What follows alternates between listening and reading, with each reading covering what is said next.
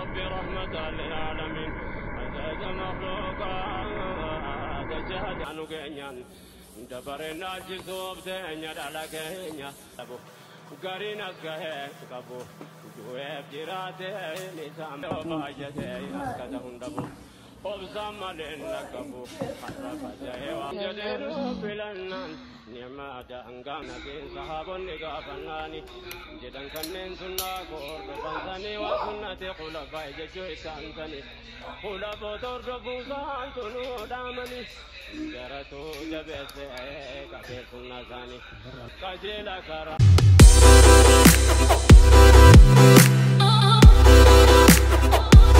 بسم الله الرحمن الرحيم الحمد لله رب العالمين والصلاة والسلام على أشرف الأنبياء والمرسلين وعلى آله وأصحابه أجمعين وبعد الحمد لله ربي السلام عليكم ورحمة الله وبركاته. كم نجد رستان نجد ربي رحمن نساء سنة تعجرتون نتمنى نجد الره أيكم أجرتن سنبت جنا ما سندي جنا ما كناف كان أولين ترتي تاسستو أول ما كان نجرت تأ هنجا ساعتي مرتاحتكو إسني دبرتو بربادي تي إسنا مونا فانتوا عشمان لايك شير سبسكرايب وتشون دقتنا وروني هجا ما ماتي تاني نوجد جبي ساجر تاني مو يبدو كنا أجرتوا ما إسن جالتنا وروني هذا كيسان بريستان أكسم شير كان وتشون أنا جبي ساجر تاني جزاكم الله خيرا قالتوا ما جوانو وروني هذا تاني مو لايك شير سبسكرايب وتشون أنا هذا كيسان قولوا نفعنا ترى جنا معكم أجرتن جنا مانك ويا علي جرا جنا ماك كساني اللي سأوباتو هذا تسكو جنا ما كانوا أدو جنا مالي سني قرسيسا كركون جفتنا أدو جنا ما سجلت سوق يا لارا مال جدم تيجو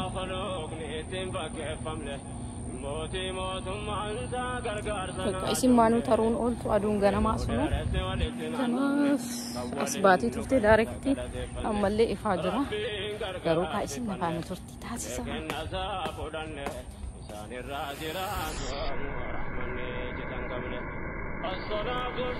daawwattoota kiyya kun akkuma agartan amma jalqabarratti hanga tokko biqiltuu bishaan obaasaa jira.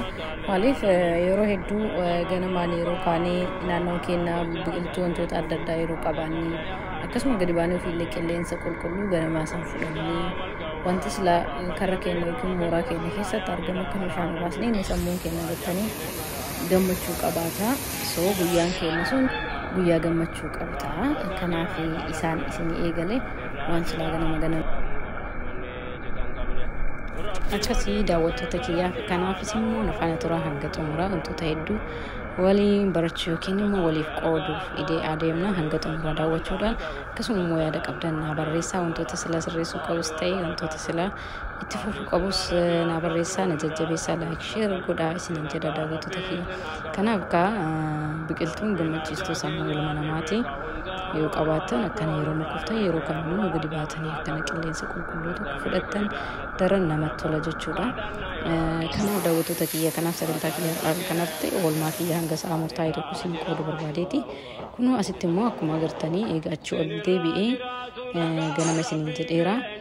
jalqabarratti akkuma agartan hundi keessan beektanii warroonni bultii qabdanii jechuudha. Kanaaf warroonni immoo boodarratti jireenya eegaluu heddan bultii godhachuu heddan yookiin immoo gaa'ela godhachuu heddan jalqabbiin dubartiin takka ganama hirribaa kaatee egaa ofii dhiqattee geessitee booddee maal gootee yoo jenne kan daariktinii mana nyaataa seentii yookiin immoo kushiinaa isa jedhan san seentii kun akkuma agartan meeshaa kan koo qulqulleessaan jira. Meeshaa qulqullinni maaliif hundi keessan nu beektanii qulqullinni waan silaarraa tokkoffaatii jireenya keenya keessatti mana keenya qulqulleeffachuun wantoota kamiinuu ta'e qulqullinaan eeguun dirqama keenya dubartiin bultii keessatti waan hojjettu kamuu yeroo qulqullinaan hojjette akkasuma mana ofii immoo haala bareedaadhaan hanga dandeettuun waanuma jiru qulqulleessitee bareechitee yoo eegdee daran bareeda ta'a. Akkasuma faamiliin isiin gammadanii ilmaan isiirraa baratanii akkasuma abbaan warraa ishee ni gammadaa jechuudha. Maaliif akkuma nuti wayyaa qulqulluu tokko uffannee of qulqulleessinee yookiin immoo mana qulqulluu bareedaa tokko arginu gammannu san isaanis gammadu jechuudha. Akkuma agartan kaakuna kushiinaa kan koo qulqulleessee agastoofiitu haga danda'uun kiliin godhee gaggabaabsee isin qooduu barbaadee jira. Hin beektan jechuu barbaadee odoo hin taane numa beektanii garuu yeroo tokko warroota ganaa gaa'ela godhachuudhaaf deemaniif barnootanii ta'a jedhee ni yaada. Bas nu dubartoonni numa beekna. Haa ta'u hanga murtaa'e tokko waan beeknurraa yoo walii qoonne waan rakkisaadha jedhee hin ilaalu. Kanaaf amma ganama nu biraa sa'a torbaaf wayii ka'ee egaa mana nyaataa koo yookiin immoo kushiinaa kan koo qulqulleessii akkuma agartan kan akka kunuu isa qulqulleessee xumuree isin agarsiisee jira. Yoo isinitti dheeresse immoo nuuf kolchaa isiniin jedha. Miseejaan asirraa dubbataa jiru kan immoo hanga dandeettaniin naaf dhaggeeffachuu yaala. Kun akkuma agartan qulqulleessee jira. Nuti dubartoonni bultii keenya eega ijaarannee wanti silaa bultii keenya keessatti akka gammachuun jiraan wal dhageettii wal kabajaan jiraan irraa fardii ta'u qulqullina mana keenyaa eeguu ilmaan keenya waan gaarii barsiisuu akkasuma immoo akkuma agartan wanti anamma har'a irratti xiyyeeffadhe akkuma jiruun qulqullina irratti jechuudha. Ganama eega kaatanii wantoota kamiinuu wantoota silaa qulqullaa'uu qaban qulqulleessinii hanga dandeenyu argitanii waan qulqulluu eeguu agarru sammuun keenya refresh ta'a ni gammannaa relax goonaa jechuudha. Kanaaf akkuma agartan osoo gara nyaataa yookiin immoo nyaata hojjechuu hin ce'in osoo ilmaan kan koo hin ka'in akkasuma abbaa warraa kan koo almost inni ka'ee sila waan hojjetuu qabu akkasuma akka bishaan margoo baasu kanneen geessee ciisee jira jedhee kanaaf qulqulleessee gaggeesse. Kun akkuma agartan ciree hojjechuuf maal sila waan hojjechuu barbaadu immoo itti adeemaa jirra ni agartu. Like naa godhaa isiniin jedhaara. Kun akkuma agartan bishaan koo danfee jira. Ciree hojjechuu edaa akkuma agartan kaanii beeytanii duraan ooyiteetti hojjetanna. Ooyiteen hin jiru as. Ooyiteen kiyyeessuma argitan kana sooqiddatti godhee maal hojjechuu eda beeytanii marqaa hojjechuu eda jechuudha. Kanaaf lafaan turaa daakuun kalariin isaa boora yookiin yeeloodha. Daakuu boqqollooti. Namni marqa boqqolloo nyaatanii beektan. Isinuu ni beektanii. Nu hojjetaa jira lafaan turaa.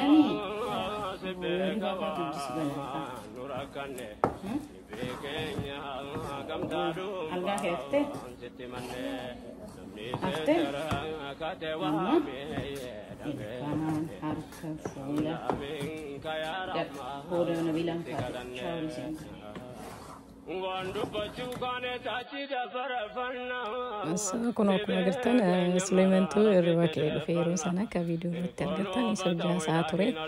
Akkuma agartan ka marqas dalagaan jira. Sukkuummaa akkamii numan danda'amatti fakkaate sukkuummaatti jira. Daakuun kun baay'ee bareeda marqa eeguu marqatan dhadhaatti godhanii waan barbaachisuun hojjetan maashaallah iddoo namatti tola. Ciree irratti yeroo tokko nama jira miree wantoota akkanaa wantoota aadaa keenya illee hojjennee nyaannee yoo jenne ilmaan keenyas ni baratanii jechuu aadaa wantoota sila biyya keenyatti hojjetamu kamiyyuu wanti biyya ormaa jiran jetti waan eezii hojjetachuu kana heddumeessina kana bunas danfisee akkuma biyyaatti qopheessuuf yaalii godhee jira. Asii immoo jarri hundachuu irra kaanii shaaworii isaanii fudhatanii hanga tokko akka rifresh ta'aniif wayyaarraa jijjiiree qaama isaanii dhiqee diddibee tolcheenii maaliif ijoollee keenya yoo itti dhiyaanni argitanii taphachiisnee gammachiisnee walitti dhufeenya keenya daran cimaa gammachuun jaalalli kabajni maatii san keessa heddummaataa jira. Kun dhiqatanii daka ciree nyaachuuf deemuu jechuudha. Kanaaf ciree kan koos amma xumuree kun kabajamuun ilmaan kootii yoo gaddabran hojiin koo ciree qopheessuudha. Cireen kan koo kan akkuma argitan asitti dhiyeessee jira. Cireen kun maatiin waan jiraniif as keessatti amma sagantama kan koo dhuunfaa kan koo waan ta'eef isiniin hirmaachisanii yeroo boodammoo viidiyooleen hunduu sagantaa isaanii tartiiba isaaniitiin ni dhufanii kun anumaa fi daawwattoota koo obboleewwan koo shamaraa kan fuuldura maatii godhachuu jedhan kan immoo maatii qabanis ana kanatti dabarsaa sanbattan yeroo argitanii faamiliin boqqonaa qabu yeroo anaafis naaf mijatu yeroo tokko akkanatti dabarsa jechuu barbaadeeti kan akka waan beeknirraa yoo liqoonnee ta'e waan nama gaddisiisu natti hin fakkaatu kun kana qopheessee jira hedduu bareedaa asirraa eeguun ilaalu akkasii daawwattoota kiyyaa ani hedduu gammadeen oolee maaliif yeroo tokko gartanii ganamni keenya yeroo nuti tolee gammannee dabarsinee guyyaa sana gammachuudhaan oolla marti baay'ee guddaa waan hin taaneef qoritti hin baasne amma qorima ammayyaatti baasee kun akka murtaan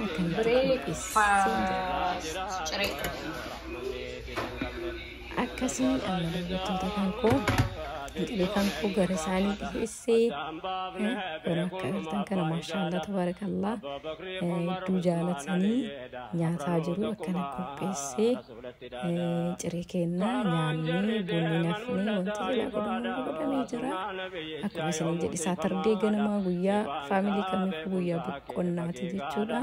Kanaaf akka daawwattoota kiyya faamiliin keenya nuti akkana dabarsinaa isinis aga dandeettanii maatii keessan gammachiisuuf gammachuun jiraachuuf waan dandeettan yeroo hirmaattanii daran qulqullina keenya tunduufne yeroo iddoo hojjanne akkasii harkistanii kana xumurame kanaaf sana booda kaabbaafummaan rahaa gochuu eegalanii jiru maashaallah fakkaata. Assalaamu alaikum warahmatullahi wabarakatuh.